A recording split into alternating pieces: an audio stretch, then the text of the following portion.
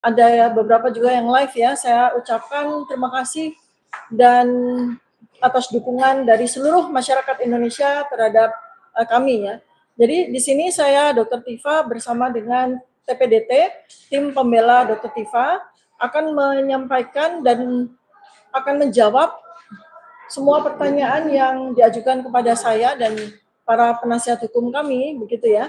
Silahkan, mungkin karena banyak sekali juga item-item atau topik-topik yang sekarang ini sedang menjadi polemik, maka perlu saya berikan informasi, perlu saya luruskan apabila memang ada disinformasi, dan saya perlu melakukan klarifikasi juga apabila ada berita-berita atau informasi-informasi yang tidak benar terkait dengan saya dan kaitannya dengan polemik dugaan ijazah palsu Presiden ke-7 Joko Widodo ya. Baik, saya akan buka. Pertama adalah topik pada sore hari ini cukup banyak ya. Pertama adalah barangkali mungkin ada pertanyaan tentang SP3 dari Rismond yang sudah diperoleh oleh dia gitu. Kemudian juga mungkin terkait dengan apa yang kami lakukan sekarang ini ya. Jadi TPDT sekarang ini sedang melakukan dua hal penting. Yang pertama adalah kami menulis surat ya kepada Kajati, Kepala Kejaksaan Tinggi DKI Jakarta, yang tentu saja pada beberapa waktu yang lalu itu sudah menerima pelimpahan berkas dari Polda Metro Jaya. Tetapi kemudian berkas itu setelah dikembalikan lagi kepada Polda Metro Jaya itu sudah berbulan-bulan ada di Polda Metro Jaya tanpa kejelasan. Padahal menurut undang-undang seharusnya Polda Metro Jaya itu 14 hari maksimal ya untuk mengembalikan berkas kami kepada kejaksaan gitu ya untuk kemudian dilakukan review lagi, tapi ternyata kan tidak ya. Maka karena itu kami mengajukan surat kepada Kepala Kejaksaan Tinggi DKI Jakarta, CQ Jaksa Penuntut Umum ya. Ini nanti yang mungkin akan menjadi hal yang kedua.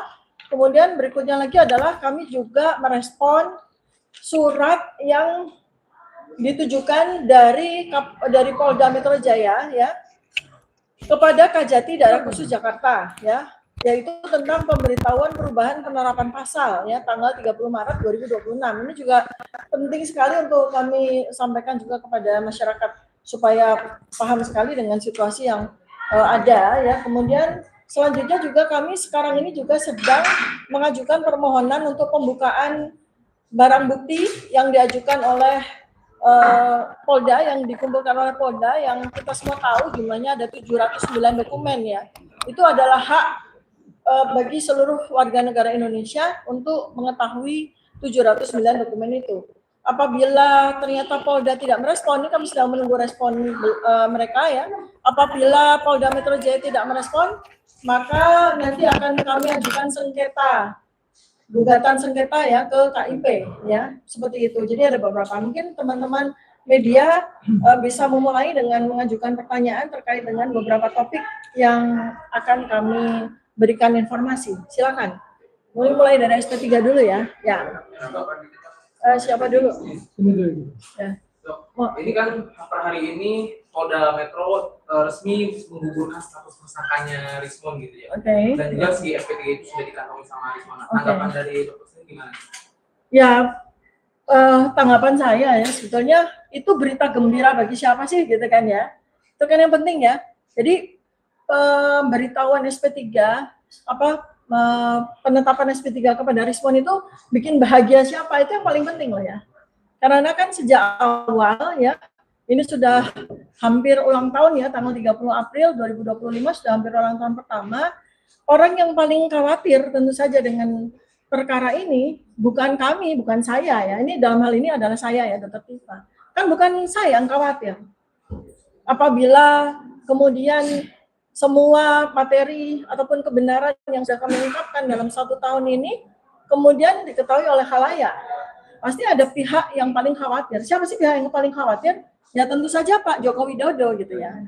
Jadi tanggapan saya adalah bahwa sepertinya Pak Joko Widodo ini membuat sebuah strategi di mana dia mengharapkan atau dengan segala macam termasuk yang sampai ke saya juga ya, bujukan-bujukan untuk RJ dan sebagainya yang sudah disampaikan oleh para termul beberapa waktu yang lalu secara gencar pada saya dan secara tegas saya tolak ya. Dan itu adalah strategi dari Pak Joko Widodo untuk agar seluruh tersangka itu mengajukan RJ dan kemudian akan diberi SP3. Seperti juga yang masyarakat ketahui ya, bahwa ada tiga pihak yang melakukan jalur itu ya, jalur pengampunan itu kan gitu ya, yaitu Egy Sujana, kemudian Damai Hari Lubis ya mengajukan pengampunan dan kemudian disusul dengan Rismon gitu kan, seperti itu.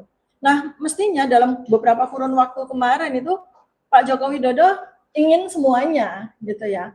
Ya saya, ya Mas Roy Suryo, ya Bu Kurnia, ada Pak Rizal dan Bang Rustam Effendi mestinya gitu ya.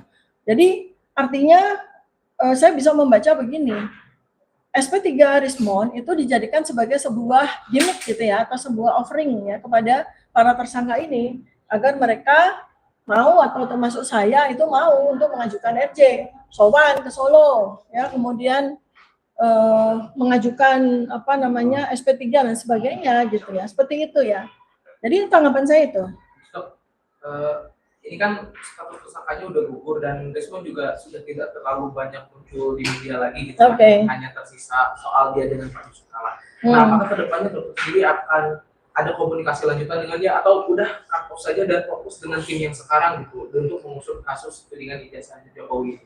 Iya, sebetulnya ini khusus ya kalau saya bicara tentang Rismon gitu ya. Ya ada kekecewaan sangat mendalam dan juga saya sampaikan di sosial media terutama Twitter ya. Karena kami berangkat berjuang bersama-sama tuh tanggal 15 April 2025 dan kemudian hubungan kami bertiga terutama itu tumbuh menjadi persahabatan gitu.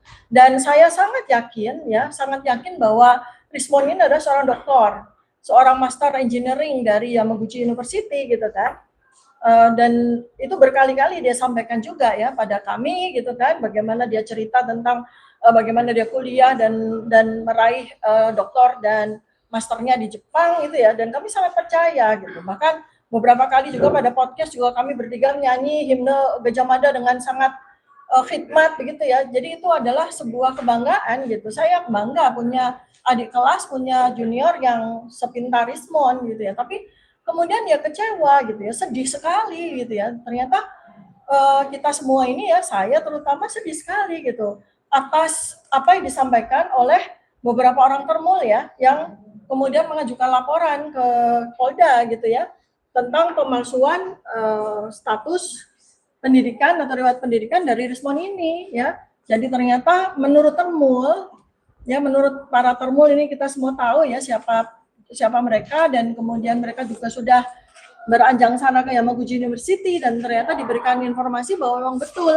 ya gelar dari Rismon ini ternyata tidak otentik begitu ya. Jadi kan saya sedih sekali ya.